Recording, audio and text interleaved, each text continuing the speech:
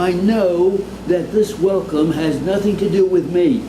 Ever since I entered the Mother of Parliaments, I realized that I ceased to be a person and had become a symbol. The safe thing about being a symbol is this: you realize that you of yourself can do nothing, but what you symbolize gives you courage and strength and should give you wisdom. I certainly have been given wisdom and courage and strength, and I won't say too much about anything else. My entrance into the House of Commons was not, as some thought, in the nature of a revolution. It was an evolution. It is rather interesting how it came about. My husband was the one who started me off on this downward path from the fireside to public life. If I have helped the cause of women, he is the one to thank, not me. He is a strange and a remarkable man. First, it was strange to urge your wife to take up public life, especially as he is a most domesticated man.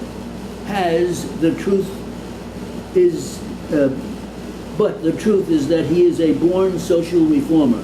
He has avoided the pitfalls which so many well-to-do men fall into. He doesn't think that you can right wrongs with philanthropy. He realizes that one man must go to the bottom of the causes of wrongs and not simply gild them up.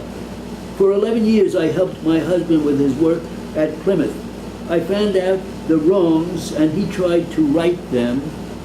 And this combination of work was a wonderful and happy combination, and I often wish that it was still going on. However, I am not here to tell you of his work, but it is interesting insofar that it shows you how it came about that I stood for Parliament at all.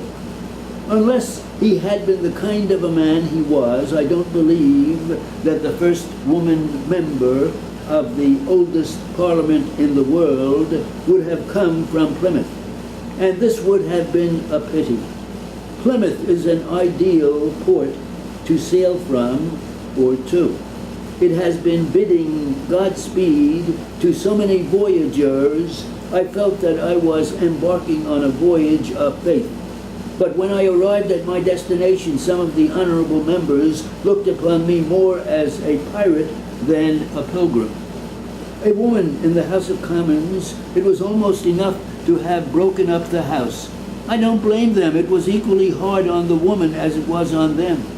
A pioneer may be a picturesque figure, but they are often rather lonely ones. I must say for the House of Commons, they bore their shock with dauntless decency. No body of men could have been kinder and fairer to a pirate than they were. When you hear people over here trying to run down England, please remember that England was the first large country to give the vote to women, and that the men of England welcomed an American-born woman in the House with a fairness and a justice which at least this woman never will forget.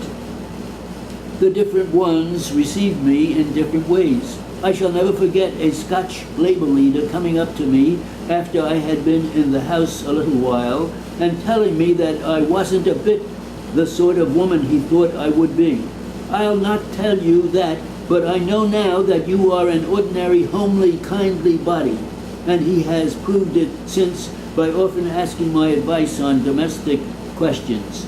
Then there was an Irish member who said to me, "I don't know what you are going to speak about, but I am here to back you." And the last was from a regular Noah's Ark man, a typical squire type. After 2.5 years of never agreeing on any point with him, he remarked to someone that I was a very stupid woman, but he must add that I was a very attractive one, and he feared I was a thoroughly honest social reformer. I might add that being the first woman, I had to take up many causes which no one would call exactly popular. I also had to go up against a prejudice of generations that, but I must say their decency had never failed, though my manners must have been somewhat of a trial. Now, I must leave the more personal side and get to what it is all about and why we are here. Women and politics. Some women have always been in politics and have not done badly either. It was when we had the Lancastrian kings that it was said that the kings were made kings by act of parliament. They did rule by means of parliament. Then Henry VIII, that old scalawag, accepted the principles of the Lancastrians to rule by parliament, but he wanted the principle in an entirely different way. He made parliament the engine of his will. He pressed or frightened it into doing anything he wished. Under his guidance, parliament defied and crushed all other powers, spiritually and temporarily, and he did things which no king or parliament ever attempted to do, things unheard of and terrible. Then Elizabeth came along.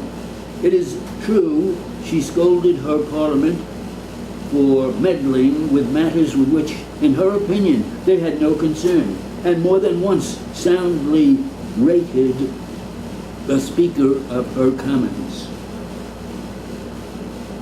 Say rated? Rated, R-A-T-E-D. Rated? I don't know quite what that means, so some British term.